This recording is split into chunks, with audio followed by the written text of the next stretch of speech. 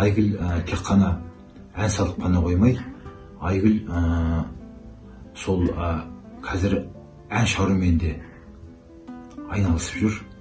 Қайбір жылдары кездесіп аға, Тараз, Жамбыл топырағы бәрімізге ортақ, қазақтың топырағы ғой.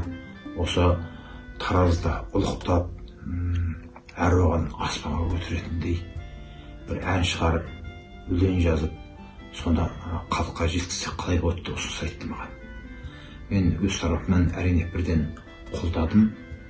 Сөйтіп мен Тараз дейтін өлең жаздым.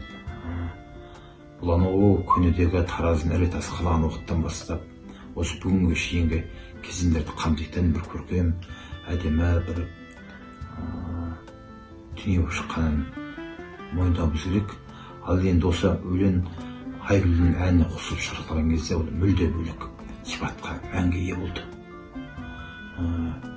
Айгүл бұл әндерді осы Тараз топырағында, басқа да аймаққа шыққан кезде де нәтиже келтіріп орындап жүр.